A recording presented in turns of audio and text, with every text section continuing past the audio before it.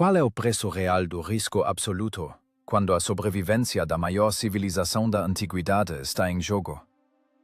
Primavera de 1457 a.C. Em Tebas, a governante Hatshepsut morre. Por 2 décadas, ela manteve o Egito sob um punho de ferro de estabilidade, priorizando expedições comerciais em detrimento de guerras sangrentas. O sarcófago é selado. A sombra de seu longo reinado se dissipa, e o jovem Tutmés III ascende ao trono como soberano de pleno direito. Esperava-se que ele fosse um fantoche silencioso, um jovem criado longe das engrenagens do poder estatal. Mas ocorre uma anomalia histórica. Um homem sem experiência em grandes campanhas assume, logo nos primeiros dias, o controle absoluto da colossal máquina militar do império. Não há hesitação no palácio. Nenhuma luta entre facções. Apenas a ditadura fria da ordem direta. Ao norte, a centenas de quilômetros do delta do Nilo, eclode uma revolta em larga escala. O rei de Kadesh, um governante pragmático dos territórios setentrionais, interpreta a sucessão no Egito como uma fraqueza fatal. Ele age instantaneamente. Uma coalizão grandiosa se reúne no Levante. Mais de 300 governantes locais juram lealdade ao rei de Kadesh, concentrando infantaria e carros de guerra em pontos estratégicos. Surge um enigma logístico. Como alimentar uma horda de milhares de soldados e cavalos em vales áridos sem destruir a própria economia? A resposta reside em rotas de suprimento secretas. O reino de Mitanni, um poderoso jogador nas sombras do mundo antigo, abre seus cofres. Ouro, cobre e madeira fluem para as mãos dos rebeldes em um fluxo constante. Os mitânios financiam essa revolta, esperando usar o sangue alheio para isolar permanentemente os egípcios das rotas comerciais da Ásia. O confronto é inevitável. Enquanto nas cidades fragmentadas da coalizão cananeia, os ambiciosos soberanos discutem sobre hierarquia e dividem antecipadamente os espólios egípcios, em Tebas opera o mecanismo implacável da mobilização. O monopólio estatal rígido contra o caos tribal. Nas oficinas dos templos, fundem-se continuamente cobre e estanho. O calor das fornalhas queima a pele. Trabalhadores com rostos enegrecidos pela fuligem moldam pesadas lâminas de bronze para as espadas curvas Khopesh. Escribas, com uma burocracia gélida, contabilizam cada tora de freixo flexível e cada medida de grão.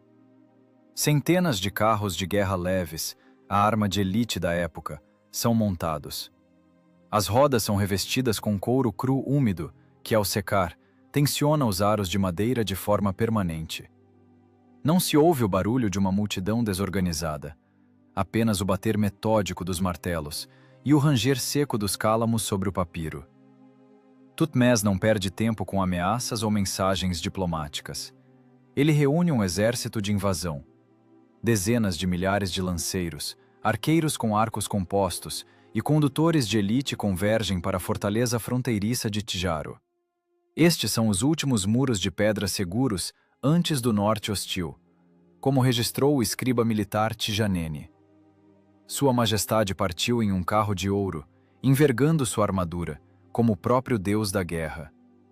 Soa como propaganda palaciana rebuscada, mas por trás dessa frase pomposa, esconde-se a realidade brutal da logística.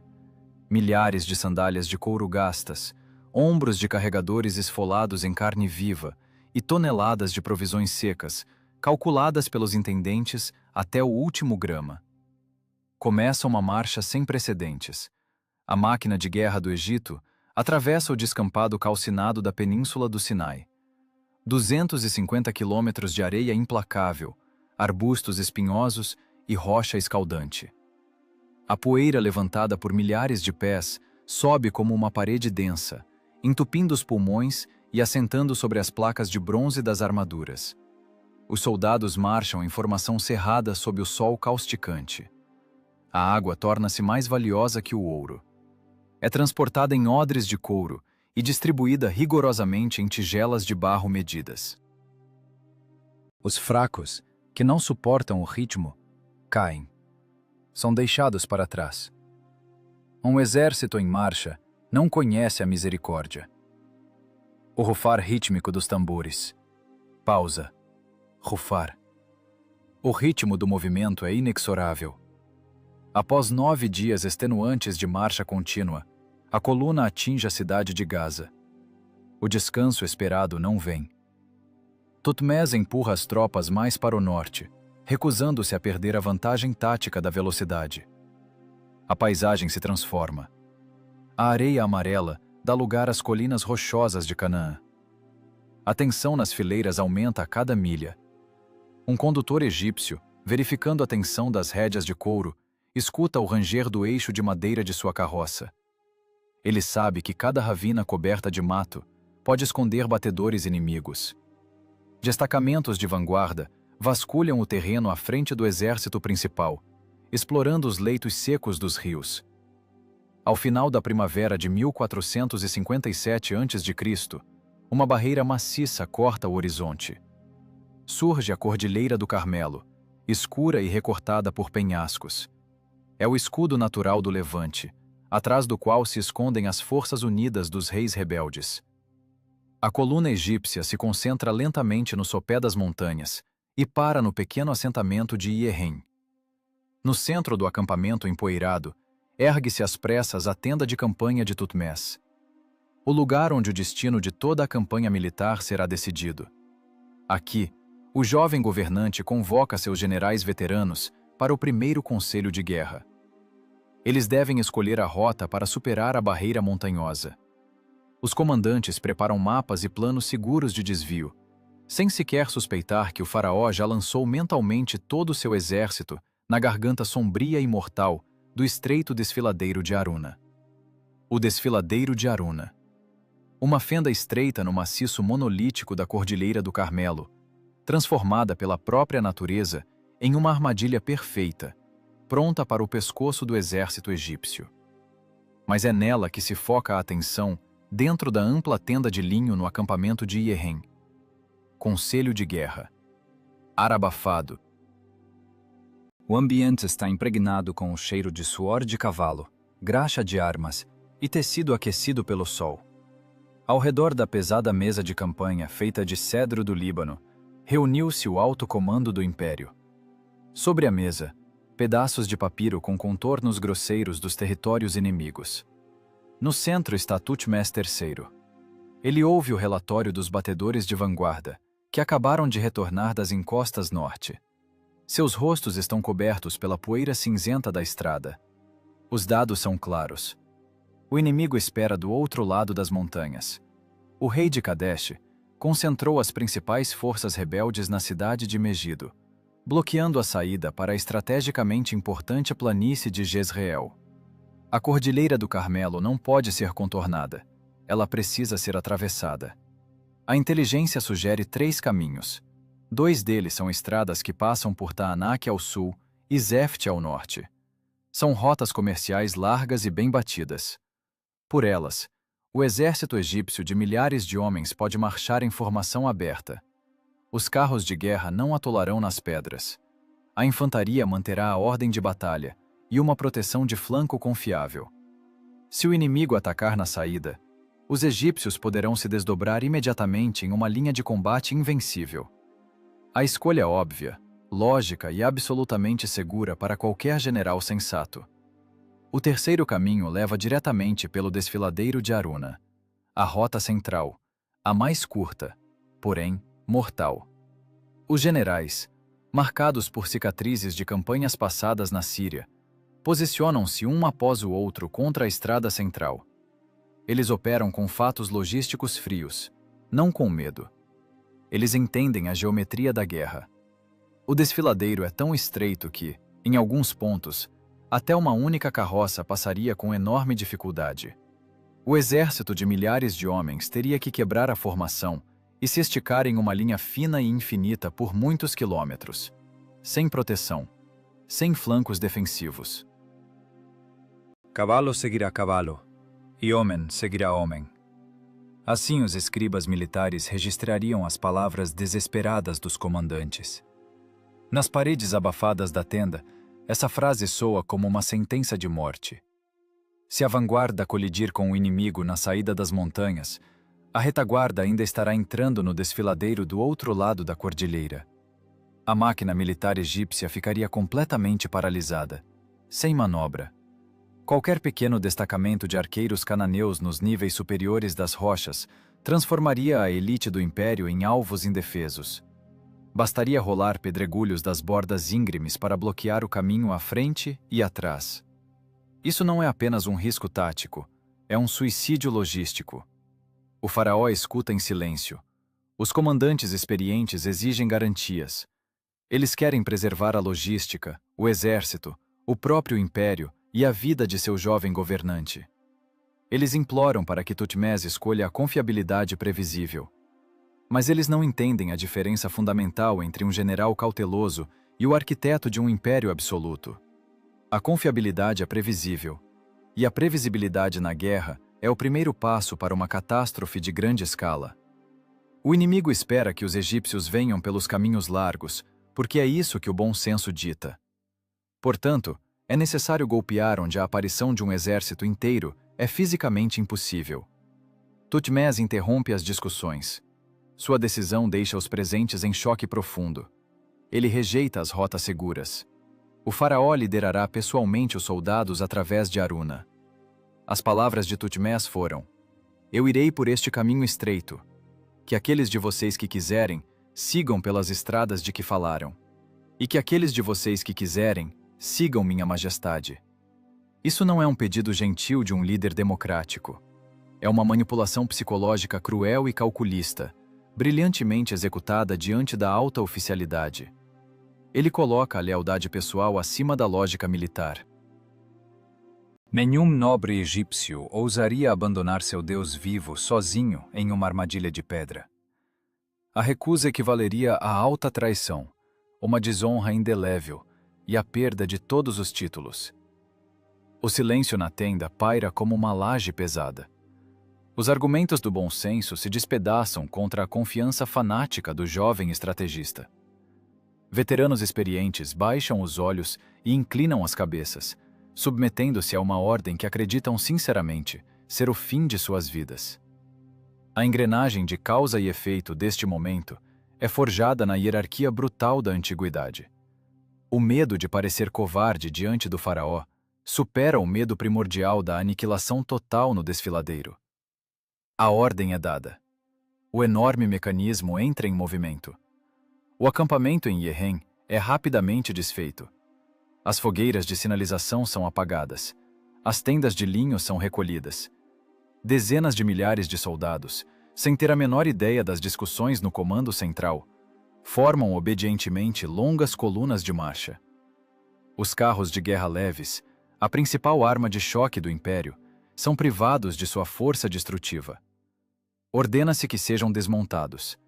Rodas pesadas, longos eixos de freixo e as leves estruturas trançadas precisam ser carregados nos próprios ombros pelos condutores e infantes. O exército começa um movimento lento e surdo em direção à falsa escura da passagem montanhosa. O barulho do acampamento é gradualmente substituído pelo silêncio inquietante do sopé das montanhas. À frente, apenas um corredor rochoso infinito, onde cada soldado que entra na escuridão olha com temor para as arcadas de pedra, percebendo que entraram na emboscada perfeita, e o caminho de volta já não existe mais. Neste corredor rochoso condenado, os soldados olham com horror para as paredes de pedra. O desfiladeiro de Aruna engole o exército egípcio. A luz solar se esvai rapidamente. A temperatura cai bruscamente. Penhascos íngremes se fecham sobre as cabeças de milhares de homens, transformando o céu claro em uma estreita faixa azul. A bocarra da passagem se fecha atrás da retaguarda. Não há mais volta. Dezenas de milhares de infantes são sugados lentamente para a fenda rochosa. A formação de combate ideal se desintegra. Regimentos largos se comprimem numa linha única, infinita e vulnerável. Homem marcha estritamente atrás de homem. Cavalo pisa atrás de cavalo. É o pesadelo logístico da antiguidade tornado realidade física. A principal força de choque do império perde temporariamente seu poder esmagador. Os carros de guerra estão totalmente desmontados. Suas peças são carregadas nos ombros. Os condutores esfolam a pele até sangrar sob o peso dos eixos de freixo e dos maciços timões de madeira. A madeira dura corta profundamente a carne. O couro cru das correias, úmido de suor, escorrega nas palmas das mãos. Os soldados tropeçam nas irregularidades da trilha, mas continuam avançando. O silêncio do corredor montanhoso castiga os tímpanos. Nada de batidas rítmicas de tambores. Nada de ordens gritadas ou conversas. Apenas o bater monótono e surdo de dezenas de milhares de sandálias contra a rocha nua. O ranger seco da madeira. A respiração pesada dos homens. Os cavalos bufam nervosos, sentindo o aperto não natural e o cheiro da poeira. Os soldados receberam ordens estritas para envolver os cascos dos animais com panos grossos. Qualquer som deve ser reduzido ao mínimo absoluto. Cada batida acidental de uma arma contra a pedra ecoa repetidamente nos penhascos, denunciando sua presença. A tensão nas fileiras atinge o limite. A tortura psicológica da espera pela morte quebra a vontade humana mais rápido do que o cansaço físico. Um infante egípcio anônimo aperta a haste da lança com os dedos brancos de tensão. Ele levanta os olhos. Nos níveis superiores das rochas, não há nada além de sombras profundas e saliências afiadas. Mas ele conhece o fato. Patrulhas inimigas podem estar lá. Qualquer desmoronamento provocado os enterraria vivos sob toneladas de rocha. Apenas um destacamento de arqueiros com arcos compostos nessas alturas inacessíveis seria capaz de abater toda a elite do Egito impunemente. Sem um único golpe de espada em resposta, sem a menor chance de organizar uma defesa. Os homens estão trancados no fundo de um saco de pedra. Os soldados percebem sua vulnerabilidade absoluta diante da altura. São alvos frágeis na indiferente massividade das montanhas. Por volta do meio-dia, a trilha se estreita ainda mais. A pedra torna-se escorregadia com o suor dos cavalos. O caminho faz uma curva acentuada. Um incidente súbito quebra o ritmo preciso do movimento. Um dos cavalos de carga, carregado com feixes de flechas, torce a pata. O animal cai sobre os pedregulhos afiados com um estalo surdo. A carga pesada se inclina. O eixo de madeira trava firmemente contra a rocha. O movimento da coluna para instantaneamente. A hesitação de um segundo ameaça se transformar em catástrofe. As fileiras de trás, sem ver o obstáculo à frente, continuam pressionando por inércia. Surge uma pressão mortal. Se a formação vacilar e começar uma debandada descontrolada, centenas de homens serão esmagados contra as paredes de pedra por seus próprios companheiros. Os oficiais reagem com velocidade implacável. As ordens são passadas por gestos curtos e rígidos. Nenhuma tentativa de salvar a carga valiosa. Nenhuma tentativa de levantar o cavalo caído. Nas condições desta armadilha de pedra, a vida de um animal não vale nada. Um golpe curto e preciso de uma lâmina de bronze no pescoço evita um relincho alto de agonia. Os raios das rodas são rapidamente cortados com machados pesados. A carcaça do cavalo e os restos da carroça são simplesmente empurrados para uma fenda escura, sob os pés de quem vem atrás. A estrada está livre novamente. A coluna retoma o passo. O pragmatismo frio da sobrevivência prevalece. O calor opressor penetra no fundo do desfiladeiro. O ar torna-se espesso. A água é escassa, mas não há ordem para descanso. Na frente desta procissão caminha Tutmés III. Ele compartilha o destino de seus infantes. O faraó caminha a pé, cercado por um círculo fechado de sua guarda pessoal. Seu luxuoso carro de ouro também está desmontado. Ele vai à frente de todos. O primeiro alvo na linha de fogo. Este é o ápice de seu risco calculado. Se ele cair por uma flecha perdida, o Império Egípcio desmoronará no mesmo instante. Após longas horas de marcha exaustiva, o terreno começa a ceder. As curvas cegas do desfiladeiro ficam para trás. As paredes de pedra se afastam lentamente. Uma lufada de ar quente açoita os rostos. À frente, surge uma ampla abertura. A vanguarda se aproxima da saída. Os homens instintivamente diminuem o passo. Os corações batem em velocidade frenética. A lógica impõe. É aqui, na saída estreita, que a coalizão inimiga deve fechar suas fauces e desferir o golpe fatal. Os soldados seguram seus escudos pesados com mais força. Os condutores jogam as peças de madeira no chão e começam a montar febrilmente os carros de guerra em plena marcha. As rodas são encaixadas nos eixos com força.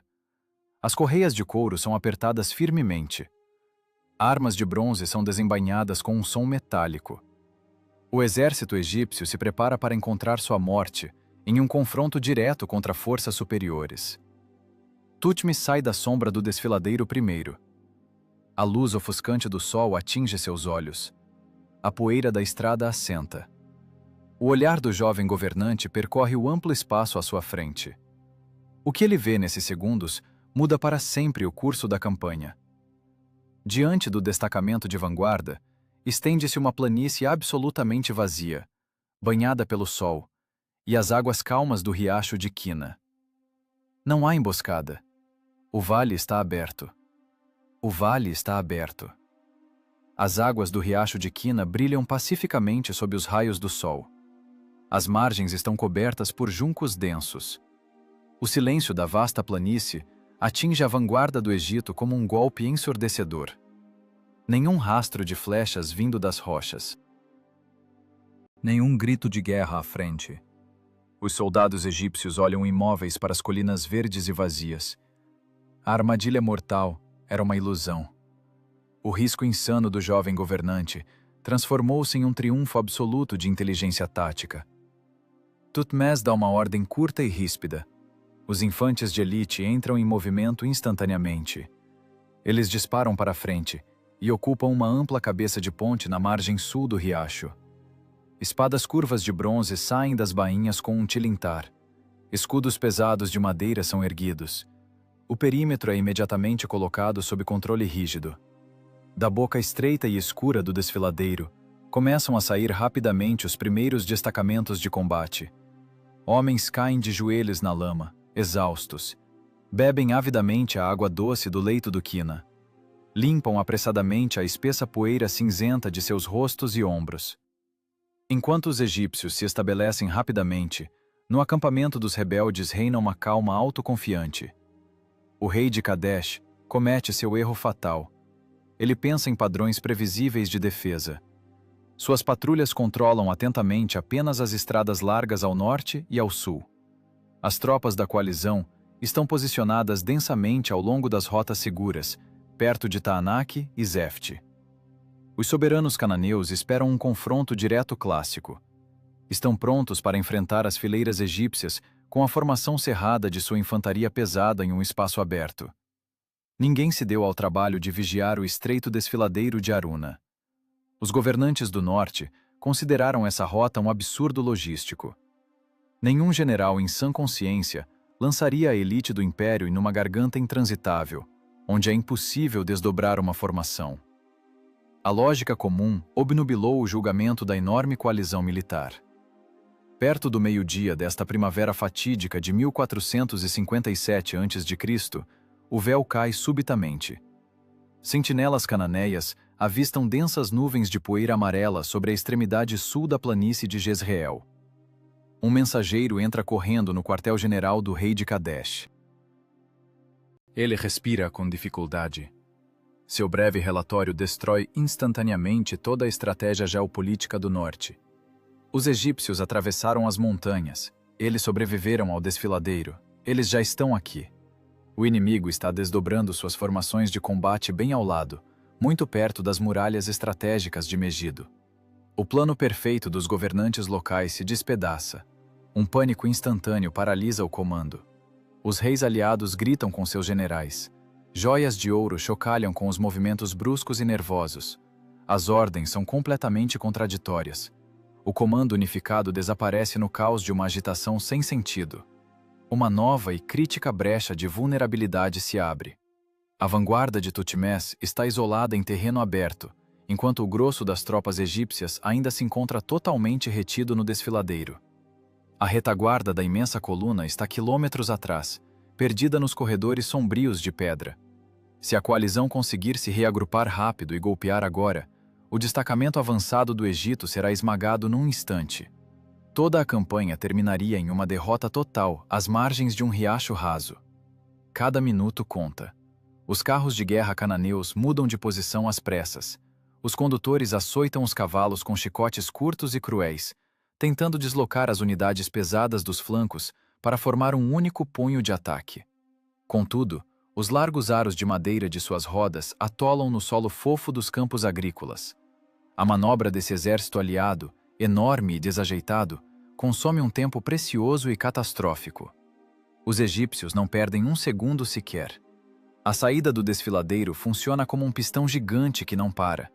A cada minuto, centenas de novos homens armados jorram da escuridão das montanhas. Oficiais armados com bastões longos golpeiam as costas dos soldados lentos. Não há piedade para os exaustos, apenas o ritmo brutal da mobilização militar.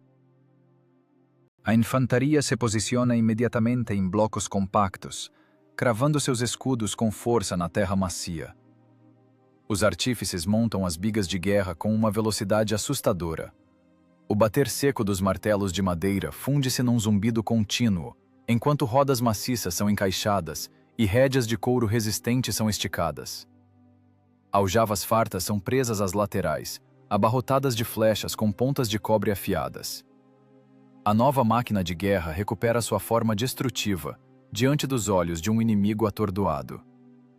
O acampamento egípcio expande-se pela planície como uma força viva e imparável. Ao cair da noite, a situação finalmente se estabiliza. A coalizão perdeu tempo e deixou escapar sua única chance de uma vitória rápida. O rei de Cádiz percebe com horror a magnitude do seu erro.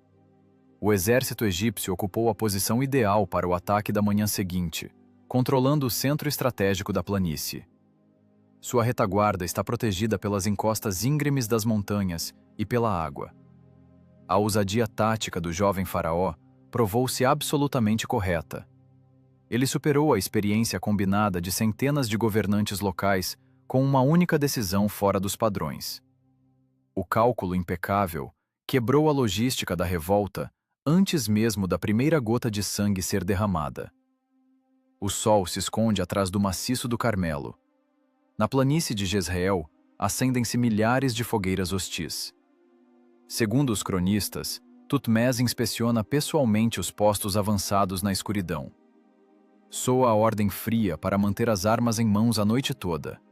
A confiança cega na própria segurança sempre custa mais caro aos governantes do que o risco calculado. A coalizão deu ao faraó um tempo precioso, e amanhã de manhã, o Império Centralizado cobrará essa dívida com bronze puro. A batalha é inevitável. O confronto será um teste de resistência para cada guerreiro que encontrar o amanhecer neste vale tenso.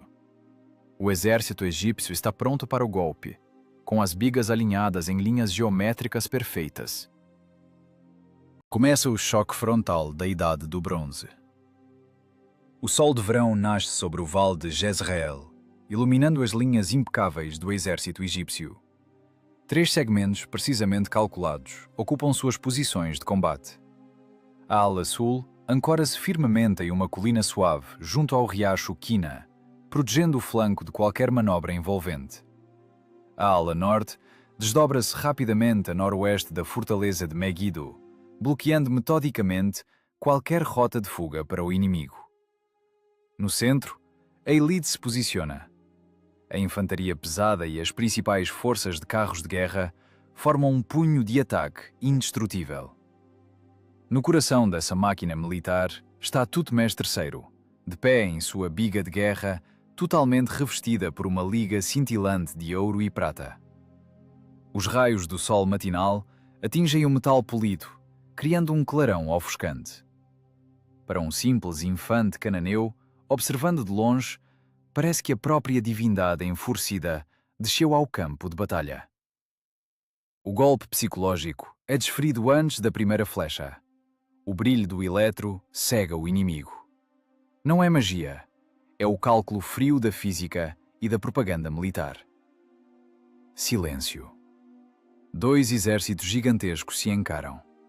A distância encurta rapidamente na mente dos generais. Um movimento brusco do bastão de comando rompe a pausa, e o rugido estridente das trombetas de bronze ecoa pelo vale. O choque frontal entra em sua fase ativa. A primeira onda de ataque não é o combate corpo a corpo, mas a matemática implacável da aniquilação à distância. Entra em cena a principal vantagem tecnológica egípcia: os arcos compostos. Feitos de camadas de madeira flexível, chifre e tendões, eles possuem uma força de tensão colossal. Milhares de arqueiros egípcios dão um passo coordenado à frente. Ouve-se o estalo seco das cordas e o céu sobre o vale escurece. Uma chuva densa de flechas com pontas pesadas de cobre desaba sobre as fileiras rebeldes, perfurando escudos de vime e atravessando couraças de couro. Os gemidos são abafados por novas salvas massivas. Recarregar, estalar, impactar. O ritmo do combate imposto pelos egípcios é metódico e automatizado. Enquanto a infantaria inimiga tenta, em pânico, proteger-se sob o bombardeio contínuo, a principal força de choque lança-se ao ataque. Centenas de bigas leves aceleram em uníssono, fazendo a terra tremer. O estrondo de milhares de cascos funde-se num rugido monolítico. A tripulação de cada veículo consiste em apenas 2 homens, um condutor experiente e um guerreiro treinado para disparar sem parar em plena velocidade. São plataformas de tiro móveis que não se chocam contra as formações, mas tangenciam as linhas inimigas, disparando flechas a uma distância letal de poucos metros. As rodas levantam uma cortina sufocante de poeira cinzenta, enquanto os condutores manobram bruscamente, desviando das raras lanças lançadas pelos cananeus. Um único eixo quebrado nessa velocidade transformaria a biga em um monte de lascas. Mas o treinamento perfeito reduz os acasos da engenharia ao mínimo. A coalizão cananeia não suporta tamanha pressão. Sua numerosa infantaria, composta por milícias urbanas desorganizadas, não possui um comando unificado. Eles enfrentam, pela primeira vez, uma máquina militar centralizada que opera como uma engrenagem implacável.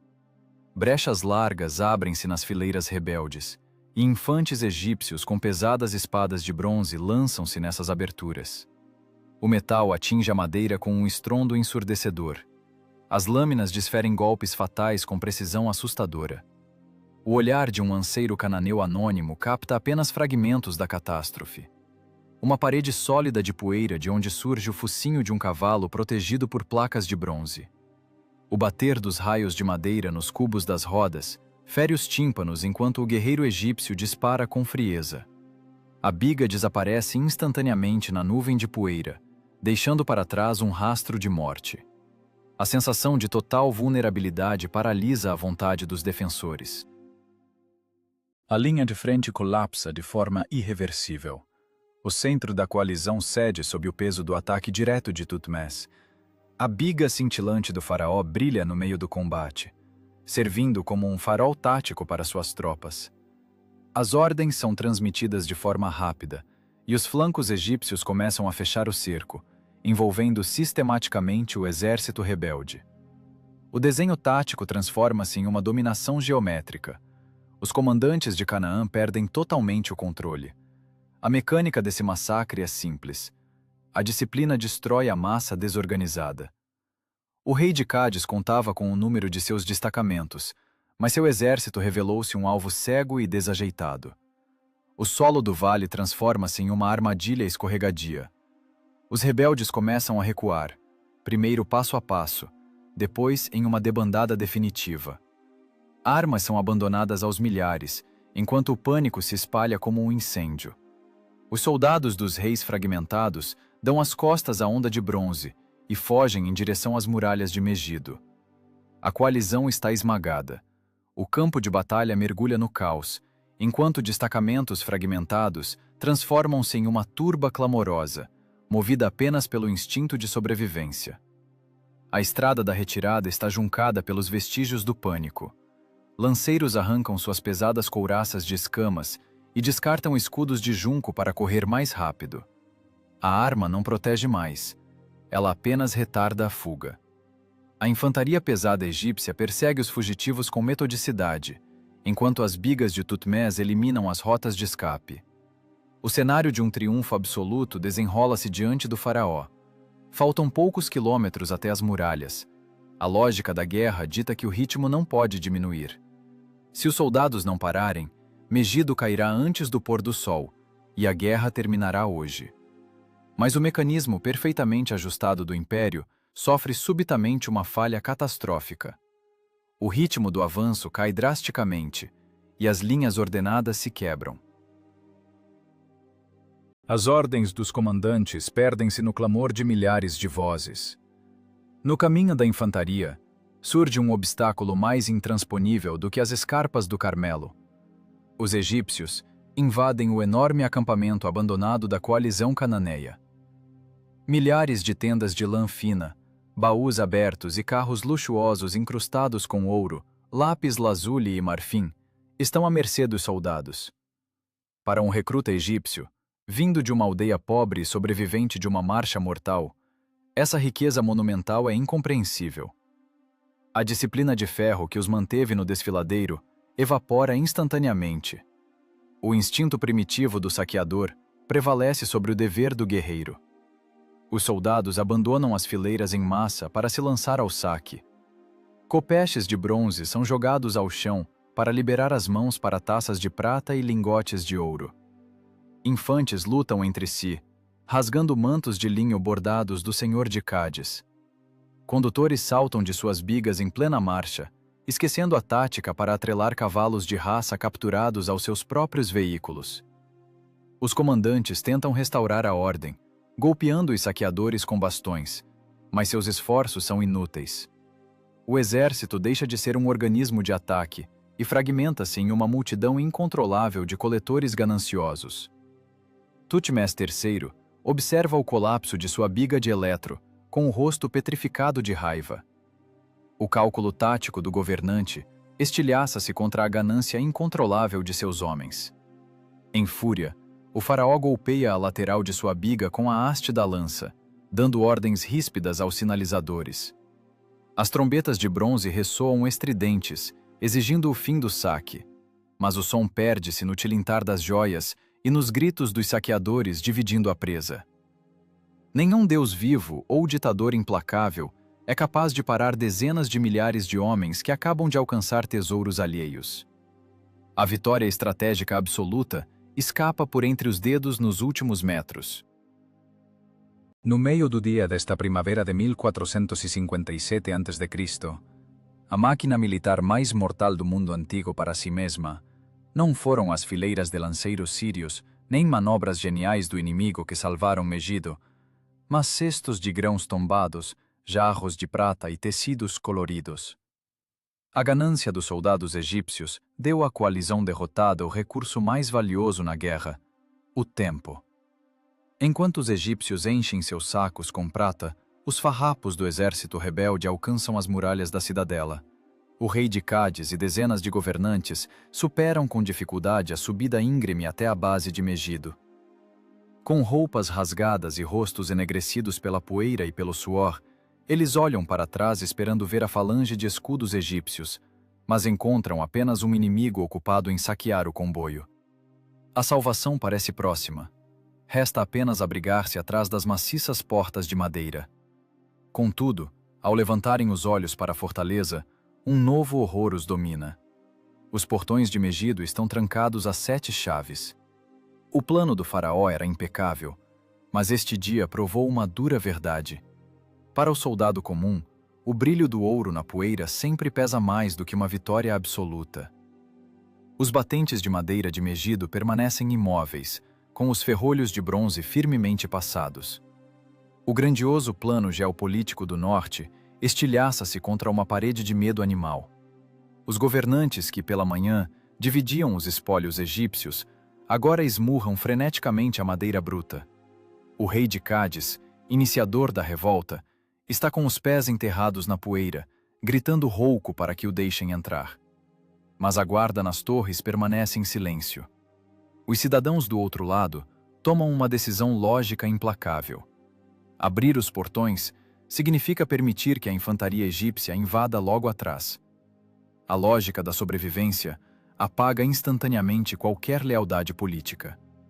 Centenas de milicianos em fuga continuam a se amontoar ao pé da fortaleza em uma multidão densa e em pânico. O ar está impregnado com o cheiro de suor, zinabre de cobre e calcário aquecido.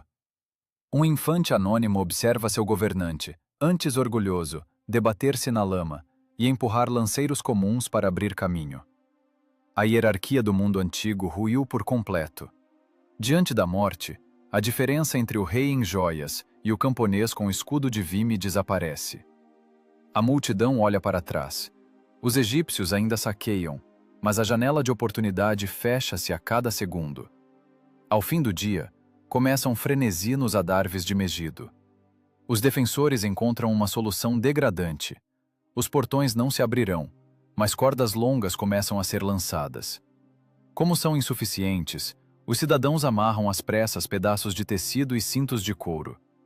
Esses torniquetes de resgate improvisados deslizam pela alvenaria, dando início ao resgate de monarcas mais vergonhoso da história militar.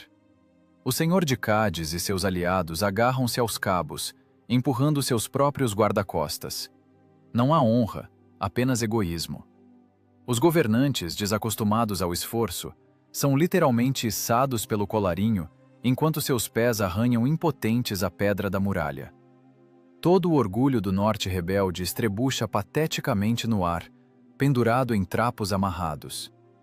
Os reis perdem seus adornos e arrancam as unhas nas saliências da alvenaria, enquanto os cidadãos os puxam para cima com todas as forças. Este espetáculo torna-se o símbolo do fim da grande revolta. A rebelião massiva transforma-se em uma ascensão desesperada por uma parede vertical. Os reis saltam desajeitadamente sobre as ameias e caem nos pavimentos internos, arquejando em uma mistura de poeira e sangue. Eles estão salvos, mas seu exército ficou para trás. Milhares de soldados comuns, cinicamente abandonados, restam aguardar em terror silencioso o retorno da máquina de guerra egípcia. O paradoxo tático deste dia impressiona por sua ironia sombria. A ganância banal dos soldados egípcios salvou a vida dos líderes rebeldes, concedendo-lhes horas preciosas para a fuga. No entanto, essa salvação é puramente ilusória.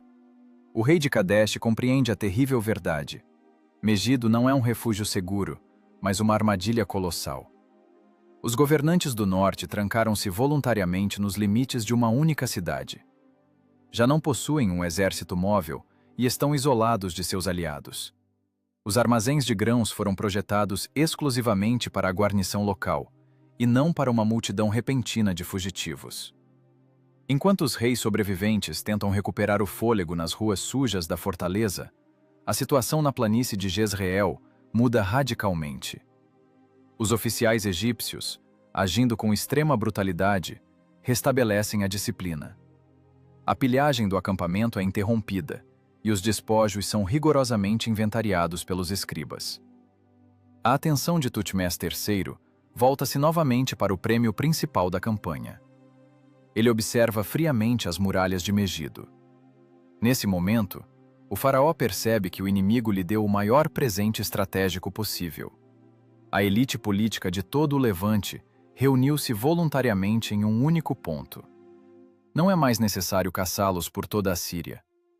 O faraó emite uma nova ordem. O exército interrompe a perseguição. As tropas egípcias reorganizam-se metodicamente em colunas de cerco. Os soldados deixam de lado os arcos compostos e empunham ferramentas pesadas para revolver a terra seca. O castigo cruel pela pilhagem assume a forma de um trabalho metódico e extenuante.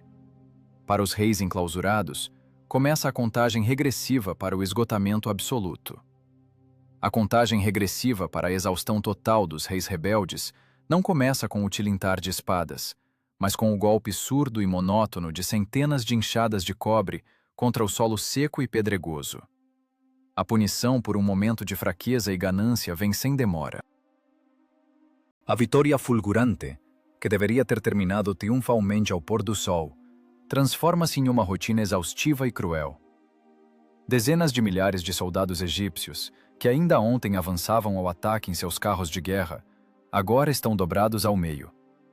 Eles cavam um fosso profundo, uma trincheira larga que isola a fortaleza do vale. O suor escorre pelos olhos, a respiração falha. Os comandantes reprimem duramente qualquer conversa. Bastões de madeira pesados castigam as costas dos lentos. O exército morde o solo implacável, ao redor das muralhas maciças de Megido. Este não é o cerco glorioso das lendas antigas, cantado nos hinos dos templos. É um trabalho físico pesado e sujo.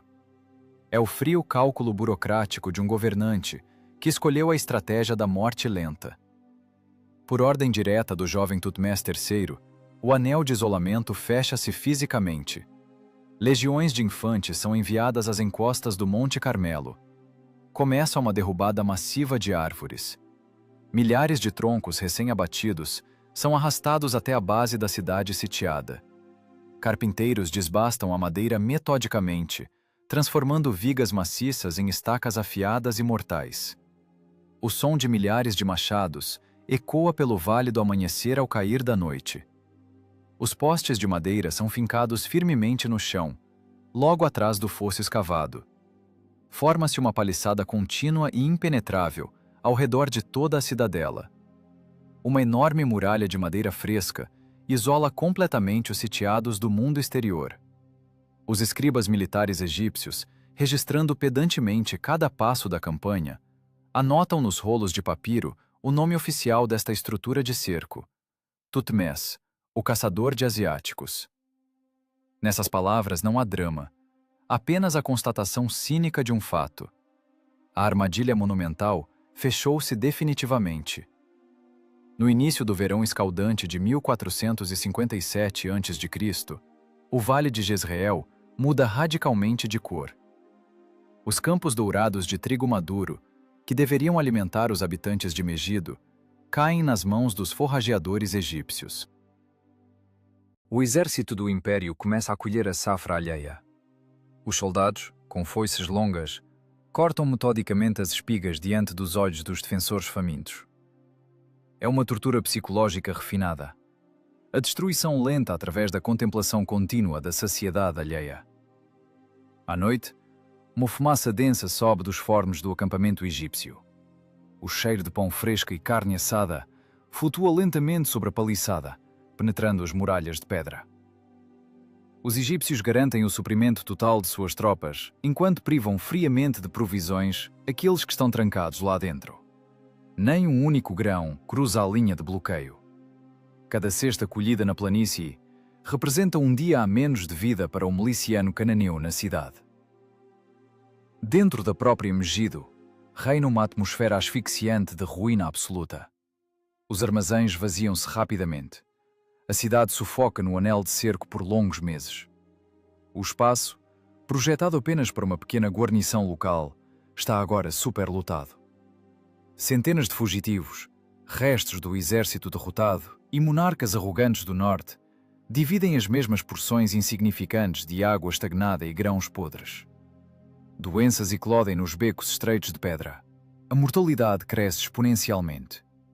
Cavalos mitâneos, o orgulho da cavalaria síria, são abatidos um a um para servirem de alimento. O senhor de Kadesh, que até pouco tempo decidia o destino de toda uma região e de milhares de vidas, agora olha impotente para as ânforas de barro vazias. A hierarquia desaparece. Joias de ouro não têm mais valor. Por um pesado lingote de prata, não se compra sequer um punhado de pães secos. Não há ataques heróicos nem sortidas noturnas. Os egípcios simplesmente não lhes dão a chance de morrer em combate. Resta apenas uma morte metódica e silenciosa pela fome. O acampamento egípcio atrás da muralha de madeira vive sob as leis rígidas e implacáveis da rotina militar. Patrulhas armadas circulam continuamente ao longo da paliçada. Sentinelas em torres especialmente construídas vigiam atentamente qualquer movimento nos parapeitos da fortaleza. Eles esperam. Esperam que a fome absoluta quebre a vontade dos defensores mais rápido do que qualquer ariete de bronze possa romper as portas de madeira. Para o faraó, o tempo deixa de ser um inimigo. Torna-se seu general mais fiel e eficiente. Dias viram semanas. Semanas viram meses. O calor do verão é substituído por ventos frescos. A terra cobre-se com uma camada de poeira cinza espessa. O cerco transforma-se num processo matemático seco de espera. As emoções foram há muito substituídas pelo cálculo preciso dos recursos restantes do inimigo. A tensão é mantida por pequenos incidentes. Raras tentativas de mensageiros solitários de escapar pelo cerco sob o manto da noite terminam instantaneamente. Eles são capturados e interrogados. A aterrorizante execução pública dos prisioneiros ocorre diante dos portões fechados da cidade ao amanhecer. Um aviso para aqueles que ainda esperam por ajuda externa. A ajuda não virá. Ninguém virá. O poderoso reino de Mitanni não enviará suas tropas para salvar aqueles que já perderam a guerra. Após 7 meses extenuantes desse isolamento implacável, quando as reservas em Megido se esgotam até o último gole de água podre, ocorre uma mudança sutil, mas crítica, na muralha da fortaleza. As armas de bronze não brilham mais ao sol. Os milicianos de guarda mal conseguem se manter de pé devido à fraqueza extrema. As lanças caem das mãos. A vontade de resistir finalmente desintegra-se em pó sob a pressão monstruosa da fisiologia. O orgulho dos poderosos governantes rebeldes está completamente esmagado. Os portões de madeira, que os cidadãos trancaram tão desesperadamente diante da morte imediata, agora estão prontos para se abrir sozinhos com um ranger. Eles se abrirão para deixar entrar a capitulação inevitável e iniciar o processo cruel da contabilidade fria e detalhada do vencedor. As pesadas folhas dos portões de Megido escancaram-se, abrindo caminho para os egípcios entrarem na cidade derrotada. Atrás delas, não existe mais o temível exército do norte. Após 7 longos meses de isolamento total, os defensores saem. A fome os quebrou definitivamente. As armas são lançadas ao pó. Os homens mal movem suas pernas esqueléticas. Da penumbra das ruas estreitas para a planície ensolarada, saem aqueles que até pouco tempo planejavam dividir entre si as riquezas de todo o reino egípcio. Os senhores de Canaã, despojados de suas vestes luxuosas e tendo perdido os restos de seu orgulho, caminham lentamente em direção ao enorme acampamento do faraó. Eles caem de joelhos a 100 metros da tenda real. Os reis derrotados rastejam pelo solo seco, esfregando o rosto na poeira da estrada, enquanto imploram por suas vidas. A grande rebelião geopolítica termina com a total humilhação física de seus organizadores. O jovem Tutmés III está sentado em seu trono dobrável de ébano. Ele observa a procissão em silêncio. Sem risos triunfantes, sem arroubos de fúria. O rosto do governante permanece absolutamente impassível. Para ele, aquelas pessoas deixaram de ser uma ameaça no momento em que os machados egípcios derrubaram as primeiras árvores para a paliçada de cerco. Agora, eles são meros itens de um inventário estatal. O faraó dá uma ordem curta. À frente, surgem os homens que desferem o golpe mais terrível e humilhante nos vencidos. Não são carrascos com espadas de bronze. São os escribas militares egípcios. Começa um processo de uma metodicidade implacável. A contagem minuciosa dos despojos. A elite da coalizão cananeia observa enquanto suas propriedades soberanas são convertidas em estatísticas áridas, em rolos de papiro. Ouve-se apenas o ranger dos cálamos de junco e as vozes monótonas dos funcionários. Os escribas registram em voz alta cada unidade confiscada. 340 prisioneiros da nobreza. 2.041 cavalos mitâneos que sobreviveram ao cerco. 191 potros de raça. 6 garanhões de elite. A máquina burocrática não deixa passar nenhum detalhe. Destacamentos especiais retiram da cidade os veículos dos reis. Os escribas anotam.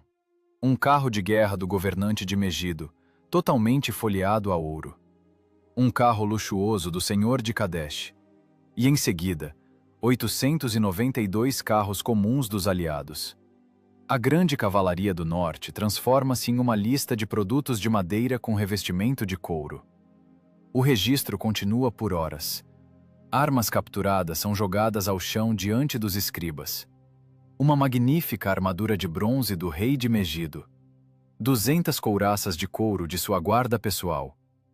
502 arcos compostos que nunca conseguiram perfurar a paliçada de madeira dos sitiantes. Os intendentes egípcios reúnem em enormes rebanhos o que restou da riqueza agrícola da região. 1.929 vacas, 2.000 cabras, 20.500 ovelhas. A economia de todo o Levante foi completamente drenada e apropriada pela coroa egípcia. Cada espiga de trigo e cada medida de prata pertencem agora a Tebas. Os senhores de Canaã ouvem essa lista interminável de joelhos. Eles esperam a execução imediata. A lógica do mundo antigo dita uma regra simples. O rebelde deve ser decapitado. Mas Tutmés III demonstra uma assustadora profundidade em seu pragmatismo político. Ele não precisa de heróis mortos no norte, cujos parentes buscarão vingança. Ele precisa de administradores subjugados e submissos, capazes de coletar impostos regularmente para o império. O faraó anuncia sua decisão. Ele poupa a vida dos reis. Eles têm permissão para retornar às suas cidades saqueadas e continuar governando. Essa misericórdia calculada esconde o gancho de aço do controle absoluto. Tutmés dita a condição principal da capitulação. Os reis mantêm suas vidas, mas entregam o que têm de mais valioso. Soldados egípcios arrancam brutalmente da multidão de prisioneiros os filhos pequenos dos governantes cananeus. As crianças são alinhadas em uma coluna separada. O faraó leva os herdeiros diretos ao trono para o Egito, como reféns políticos. Eles viverão nos palácios, aprenderão a língua egípcia e adorarão os deuses egípcios. O investimento na submissão futura da região é selado com sangue. Se qualquer um dos governantes perdoados ousar levantar armas novamente, seu filho morrerá imediatamente nas margens do Nilo. O rei de Kadesh observa em silêncio, enquanto seu herdeiro é colocado em uma carroça de transporte egípcia. Ele é impotente para mudar o que quer que seja. O choro das crianças é abafado pelas ordens dos feitores egípcios. Os grilhões psicológicos foram forjados e fixados com firmeza. A revolta foi totalmente esmagada, não apenas física, mas mentalmente. As listas de despojos são enroladas. O saque está devidamente embalado em baús de viagem. Uma caravana enorme e pesadamente carregada, com milhares de cabeças de gado, carros capturados e reféns políticos, organiza-se em colunas de marcha na terra batida. O jovem governante, que superou as forças unidas de toda uma região, dá a última ordem desta campanha. A máquina militar egípcia vira-se lentamente para o sul. O longo caminho através do deserto de volta à capital promete ser completamente diferente. A estrada para Tebas pertence agora aos vencedores absolutos. A estrada para Tebas pertence agora aos vencedores absolutos. O retorno triunfal do exército egípcio transforma-se em uma demonstração grandiosa da nova ordem mundial, estendendo-se por dezenas de quilômetros.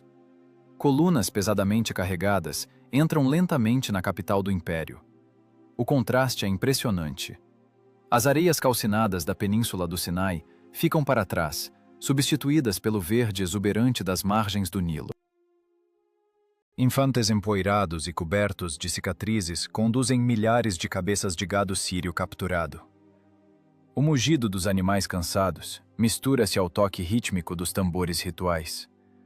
Centenas de carros de guerra capturados rodam com um estrondo ensurdecedor pelas largas avenidas pavimentadas. As rodas maciças de cedro do Líbano deixam sulcos profundos na terra macia, registrando o peso do saque. Mas a principal arma estratégica das conquistas futuras caminha a pé, bem no centro dessa procissão interminável. São as crianças assustadas, arrancadas de suas famílias, filhos dos reis cananeus derrotados. Elas não são acorrentadas com pesados grilhões de cobre, nem jogadas em masmorras úmidas, nem levadas para uma execução pública cruel, para o deleite da turba ruidosa. A lógica do jovem Thutmose III é implacável em sua visão de longo prazo. Os jovens reféns são instalados em aposentos palacianos espaçosos e iluminados. São vestidos com o mais fino linho egípcio, branco como a neve. Passam a ser alimentados com a melhor carne e água pura. Escribas habilidosos do palácio iniciam imediatamente sua educação rígida. Eles martelam metodicamente nas mentes infantis o complexo sistema de hieróglifos, a linguagem da burocracia egípcia e a fé absoluta na natureza divina do faraó. Isso não é um ato de misericórdia arrogante. É a forma mais eficiente e cínica de ocupação a longo prazo. Em 10 ou 15 anos, quando seus pais quebrados morrerem silenciosamente em suas províncias do norte, esses reféns, agora adultos, retornarão ao Levante. Eles assumirão os tronos de seus antepassados de forma legítima, mas não serão mais cananeus rebeldes. Serão governadores egípcios leais, fiéis à coroa estrangeira até o último suspiro. Essa reprogramação mental custa ao tesouro estatal centenas de vezes menos do que o envio regular de expedições punitivas. Os eventos dos sangrentos meses passados exigem um registro histórico imediato. O papiro é perecível e a memória humana é propensa a distorções. O faraó ordena que seu triunfo inaudito seja imortalizado no coração do império. Começa um trabalho arquitetônico colossal no gigantesco templo de Karnak. Centenas dos melhores escultores sobem em altos andaimes de madeira. O som dos pesados cinzéis de cobre contra o calcário duro não cessa nem de dia nem de noite. Os relatórios estatísticos secos dos intendentes militares, redigidos apressadamente na poeira da estrada diante dos portões de Megido, são transferidos para as paredes monumentais do santuário principal. Assim nasce o primeiro relatório militar detalhado da história documentada da humanidade. Os Anais de Thutmose III. Nada de alegorias místicas nebulosas ou intervenções divinas atingindo o inimigo com raios do céu. Apenas a factualidade austera e verificável da campanha. Estão esculpidas as rotas exatas do avanço do exército pelo deserto. Estão registrados os argumentos desesperados dos generais no conselho de guerra. A geometria do desdobramento das tropas na planície de Jezreel é descrita em detalhes. Listas de armas de bronze capturadas, relações de prisioneiros de alto escalão, registros do gado confiscado, conferidos pelos escribas até a última ovelha. Este texto, profundamente gravado na pedra, transforma para sempre uma guerra local passageira em um eterno instrumento de hegemonia geopolítica. Qualquer embaixador estrangeiro que chegue a Tebas, vindo de potências vizinhas, será obrigado a passar por esta muralha gigante. Ele olhará para as fileiras intermináveis de números esculpidos e compreenderá a inevitabilidade matemática de sua derrota ao menor sinal de rebelião. A pedra não ameaça. A pedra simplesmente constata o fato da supremacia absoluta do Egito. A primavera de 1457 a.C. mudou para sempre o equilíbrio de poder no mundo antigo. O reino egípcio deixou de ser apenas um estado rico e isolado em um vale fértil para se tornar o hegemona absoluto do Antigo Oriente, um império militar centralizado e implacável de um novo tipo, cujas fronteiras, a partir de então, seriam ditadas exclusivamente pelo alcance da marcha de suas bigas. A vitória incondicional foi paga com um risco monstruoso, que aterrorizava os generais mais experientes, mas que se justificou plenamente na prática sangrenta. A história provou ser uma juíza fria e imparcial. Ela nunca perdoa o excesso de cautela. O governante que confia apenas em caminhos seguros, largos e bem explorados, é sempre previsível. E a previsibilidade na guerra leva inevitavelmente à catástrofe. A geopolítica cruel do mundo antigo não conhece compromissos. O risco é a única moeda forte com que se adquire a eternidade histórica. A ordem audaciosa de um jovem estrategista redesenhou o mapa do mundo habitado por séculos. Diga-me, ao olhar para estas listas de despojos esculpidas na pedra, você escolheria a estrada segura, correndo o risco de atolar em uma guerra de atrito interminável, ou lançaria todo o seu exército em um desfiladeiro fatal, onde um único passo atrás significaria a destruição de todo o seu estado,